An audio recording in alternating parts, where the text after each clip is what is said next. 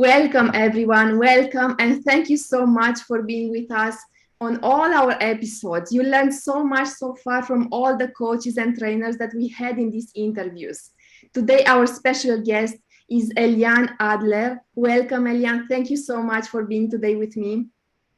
Thank you. Thank you for having me. It's a pleasure and an honor.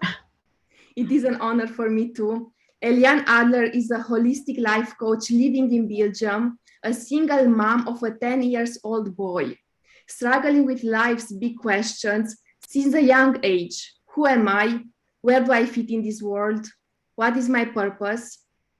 Stumbling through depression, loneliness, and eating disorders, she worked to understand herself and heal herself. Through many self-help books, endless Oprah episodes, years of study, and years of therapy, she slowly started to grow closer to herself, to know who she really is, and to gain self-esteem. These challenges have made her stronger, and today she can say she is confident and fulfilled. Working as a holistic life coach, she helps women live up to their full potential, build their self-esteem, find their life purpose, and manage stress. She's a certified life coach, health coach, personal trainer, nutritionist, and yoga teacher. Welcome, Eliane, once again, and I am honored. This is an impressive bio, and I am looking forward to hearing more from you. Thank you. It's nice to hear someone else tell your life story. It's kind of gives you another perspective on it. Absolutely. I also have sometimes like these bumps into my arms or my body when I hear someone else talking about me. And this is definitely the feeling that everyone should have, because when we go through certain struggles, then definitely we can inspire more people. So welcome once again. I would like to start this interview by asking you to tell us a bit more about your story and what you went through. We already learned a lot, but what happened? What was behind that really pushed you to take this path of coaching and helping other people? Well, as you said in my bio, when really from a young age, I always felt different, like I don't belong, like an outsider, and also I had very, very, very low self-esteem. Like I grew up in a family that was pretty wealthy, but there was no communication, no emotions, no love. I had one older brother, and I still have, and he was like the star. He was the favorite of my mom, and all these little things just made me feel like I wasn't worth it. Like I also, like, my father had severe depression for many years, and I think my mother had too. She wasn't diagnosed, but I think, like, for instance, one episode, we were living close by to the school, so we were always going by ourselves. And also in the morning, like, we woke up by ourselves, like our parents were sleeping. And so, for instance, when I came home from school one day, or many days, like, my mother was sleeping on the couch, and you just want some, when you come home from school from the whole day, you just want someone to ask you, how was your day, what's going on, and all these little things. Plus, I realized later I'm very highly sensitive. They made me feel I'm not worth it. You just yeah. And I have a very small family. I didn't have any cousins, aunts, and also I had some friends in school, but I always felt like I was putting on, like a social mask. I was always like smiling, the good girl, doing everything well, but on the inside I was feeling so lonely, so sad. Really, I journaled since a very young age. I had a diary, and later on, when I reread that, I started to cry. It was so sad to read that. And I mean, it's a situation, I'm sure a lot of people have it much worse than I had. You cannot compare. It's just how you feel as a little child, and also later when I was a teenager. Yeah, it's just a feeling. You cannot compare. Everyone has their own stories, and a lot of people have huge drama or trauma, but that was just how I felt. And Thank you so much. Thank you so much, Eliane. And I can fully understand what you are saying. I can fully relate to what you are saying. And I see it so often, actually, in my clients, but also all around me, that people go through certain things, and maybe they are not so bad, as you said, as maybe other people are living. It doesn't mean that we are still not struggling and we are not sad and we are not suffering in the end. And this also makes me think about what can we do to release ourselves from this depression, from this sadness, because I see it all over myself and all in all my surroundings. There are so many people who are sad, and sometimes I even have the impression that do they really want to get out of that situation? Are they doing everything they can to stop being depressed and stop suffering? What do you think? What is the way out of this situation or these feelings? It's really not something easy, and I must say, even now I'm so many years further along. There are some days, when I wake up and even though I have now these rituals and healthy habits that I try to implement, I will go into detail a bit later if you want. But some days I get up and I feel like, just it's dark outside and it's raining and there's COVID and there's this and my stomach hurts, anything. And but there are mechanisms to try and to make it better. But it's a daily, I'm not going to use the word struggle perhaps, but you have to remind yourself daily and of how you want to feel, of what kind of person you want to be. And really it's work. You have to work on it. It doesn't happen like magically one day, oh, today I'm happy, I feel good, and that goes on like this for the rest of your life. Unfortunately, it doesn't work like this. Absolutely. So there are things you can do, but you still have to be very conscious. I think one of the main things in a lot of different areas is to be conscious, to be aware of how you're feeling, of what's going on, and then when you know how you can make it better, take the steps and continue to work on it. Absolutely. I fully agree with you. And I also have days when I just feel down and I'm like, okay, let's do something to get energized. And I don't want to feel like that. And absolutely, it's a daily work. And you mentioned that you have a few rituals. I think our audience would like to hear more about what are these rituals that we can implement. Yes, exactly. So recently, actually, I participated in a challenge. I always, since many years, I use gratitude. So my ritual is in the evening. Every time, just mostly when I lay in bed, because it's a moment where you can kind of relax. I think I go over my day and I try to be grateful of all the good things that happened. So it's been proven to be a good strategy, because then you reinforce all the positive things that happened. So you go over your day, and apart from that, I also just say thank you every night for everything that I have.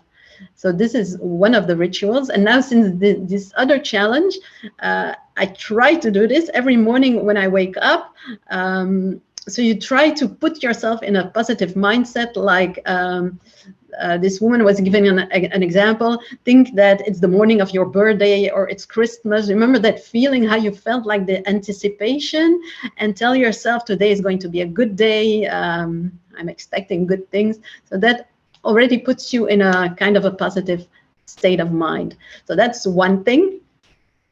As you said in the beginning, I'm a holistic life coach. It doesn't really matter if I'm a coach or not. I work very much on the connection of body and mind. So every day I do breathing exercises. Also, if you just want to do it, start with once a day. You can do it also in the evening when you lay in bed. Just do the deep breathing. So you put one hand on your stomach and you breathe in and out through the nose. And you feel when you breathe in, your stomach becomes how do you say it? Comes up, and when you breathe out, your stomach becomes flat again. So that's the deep breathing, and it helps. It's puts into action. Sorry, sometimes I have to search for my words. It puts into it activates your parasympathetic nervous system, which is the rest and digest system, also called like this, and it helps you to relax. So this is deep breathing. You can try to do it a few times a day just to calm down. Would you like to practice together the breathing technique? Yeah. So that we show to our audience the way this has to be done. Okay, sure, we can do it. There are a lot of different breathing exercises, techniques. You can count, but now you can just put one hand onto your belly. You want me to stand up so you can see? Yes, I have it. I cannot also stand up because the camera is too low. I have it. So you can sit straight or you can lie down, one hand on your belly. Try to relax your shoulders. And you can also close your eyes if you want. And let's do it on 5 counts, 5 in, 5 out, just to make it easy. So you breathe in through your nose for 5 counts. 2, 3, 4, 5. And then you breathe out through your nose and you feel like your stomach is getting flat again. So one more time, breathe in, 2, 3, 4, 5, and out, 2, 3, 4, 5. And then you continue like this. You can do 4, 4. You can open your eyes. I'm not going to do it too long for now, but I love it. I love it because there is this peaceful moment with yourself that I am really looking forward to having it every day, because I realize that there are so many things that business owners, but also people who are in a career have to do. And this gave me just for a few seconds, like this calm moment. I love it. Absolutely. And it helps also. So it's always, everything is kind of connected. So you have mindfulness, of course, which is connected to breathing exercises in the sense that it brings you to the moment. So it brings you out of your head, which most of us are busy in our heads most of the day, most of the time. So it brings you into your body and into the present moment. So that's why it's so important. And you wanted to mention another one, and I think I interrupted you. another ritual. Another ritual that I'm trying to do also daily. I'm still myself not always as disciplined as I would love to, but still, it's meditation. And a lot of people, it's kind of hip at the moment. A lot of people talk about it, but it's really been proven that it helps for many things. It's so beneficial for your health. And I would really suggest, because it might seem like a lot of people say, oh no, I cannot sit still, it's not for me. But I really started, because in the beginning I also felt like this, and I really started with 5 minutes. I take my phone, I put it on the timer, really 5 minutes. And so you try to find a place where you can be quiet. So try to find a little place where you're not interrupted or disturbed. And you sit in a comfortable position. You close your eyes once again, and you can do just this, just like we did. You can just focus on your breath. Just breathe in and out and just focus. You feel the air come in and go out. Try to be as aware as you can of everything that you feel, everything that goes on. Or you can also visualize like a word or a phrase, like for instance, because I tried out many different techniques. Something that would help for me, that I offer also a lot of variety to my clients to see. Everybody's different. So imagine a dartboard or something like that with a word written on it, like calm or peace or something, and then you can just visualize it. You can tell it in your head. You can use a mantra. You have a lot of different ways, but really just try for 5 minutes, and you will feel, even after a week, if you do it daily, you already feel this calm, this confidence. But you have to do it longer. It's not why I also say it's only 5 minutes, because how do I say it?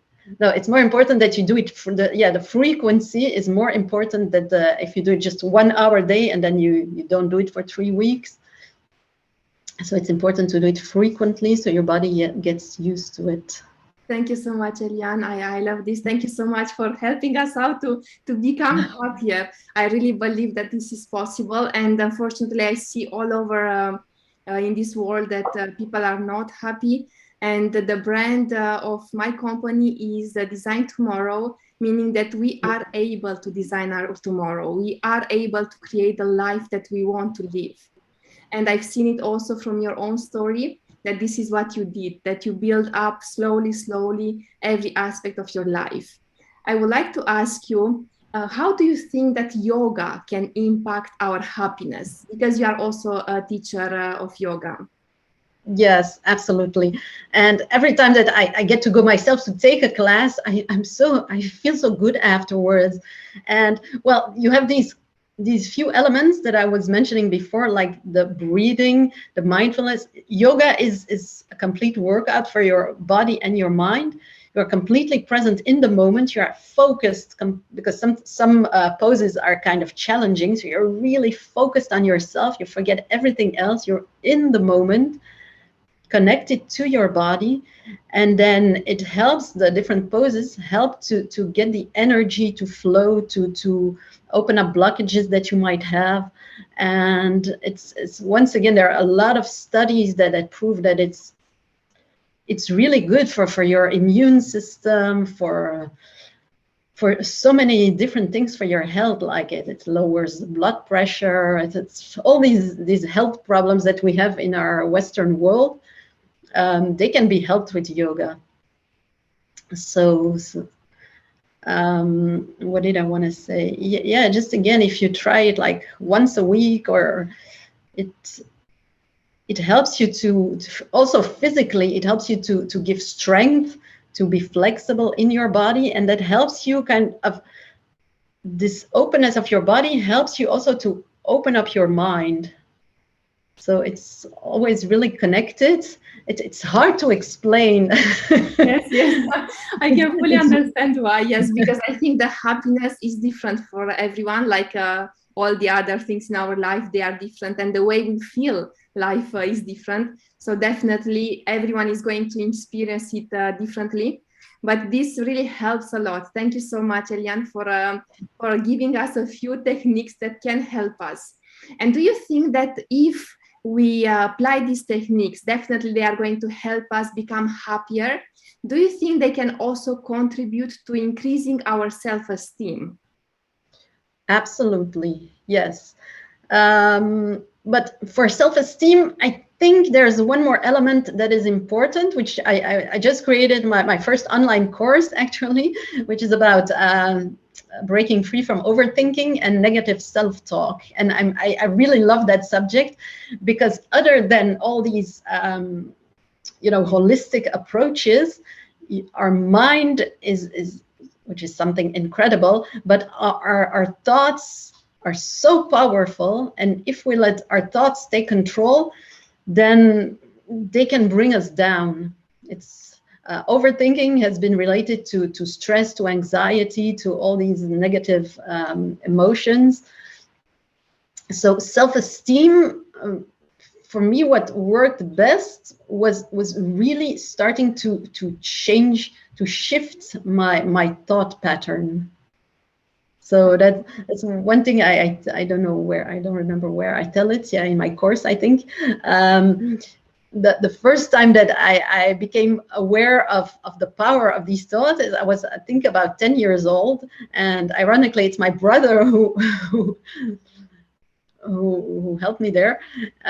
We were in a holiday resort, with my parents, and they have all kinds of activities for children and sports tournaments and things like that. And it's so funny because it's so fresh in my head. It's so long ago. We were participating in a darts tournament. I don't know why, it's just as kids, oh yeah, I want to do it.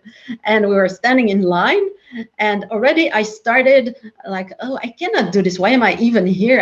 I will not succeed. I will throw the arrows, I cannot do it. And I must have said something out loud, because my brother was standing right in front of me. He turned around and he said, if you tell yourself you can't, it won't help you, but if you say you can, already it will change. I don't remember the words he used, but it stuck with me that, and from then on, it took a lot of more years and time to really understand how it works. But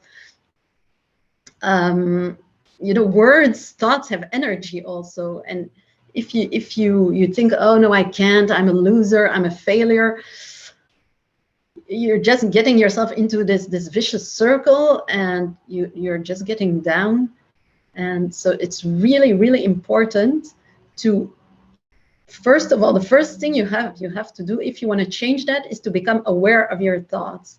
And it may sound simple, but it's not, because most of our thoughts are automated. We have, like they say, we have about 60,000 to 80,000 thoughts a day. And most of them, they just come, you're not aware of them. So stop yourself a few times during the day and just observe. What am I telling myself?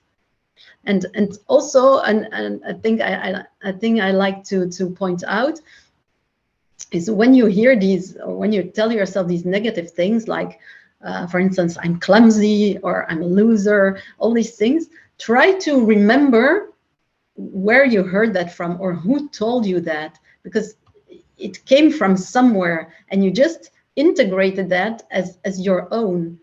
And so, for instance, try to remember, oh, the one time you dropped something and your mother told you, oh, you're so clumsy, and for a reason you just integrated it, and I kept believing this thought for the rest of the time. So try to remember, oh yeah, when my mother told me that, but and start to question your beliefs, like, oh, is this actually true? Am I clumsy? It's not because I dropped something sometimes that I'm clumsy. And this way, really start to question, to analyze what's going on, and slowly you can shift. Thank you so much, Eliane. This is really amazing. And I couldn't agree more with you, because this has also been my experience. And I heard the first time around 6 years ago about catching your thoughts from one of my coaches. And I was like, what is this? Like, how can I catch my thought? And absolutely, the moment I started to really see them, actually, this is the moment when something magical started to happen also outside, because then I started to realize who I was and what I was telling to myself.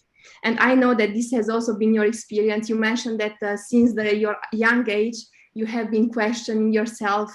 What are you doing on this earth? What is your purpose? And I would like to ask you, for those who are listening to us, how can we identify our purpose? How can we really live our true nature?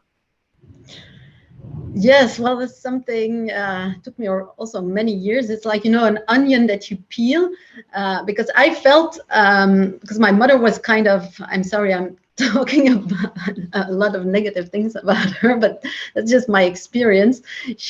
I kind of felt that she undermined my whole essence. She was kind of had a lot of authority, kind of, and so I just had, if I wanted to say something, I just had to shut down, and so, but slowly, your real nature comes out, and if you want to, well, one part is kind of instinctive. If you really learn or take the time to listen to yourself, to really feel what you really like, what you want to do. A lot of it already, but very often, it's been pushed away, or you just went for a different study that you really wanted to, you got into a job, but you feel it's not 100% what you like to do or what you want. So try, when you take these moments to connect with yourself, try to feel there, what is it that I really love to do? What is it that I want? And then there are a lot of questions that you can ask yourself, like,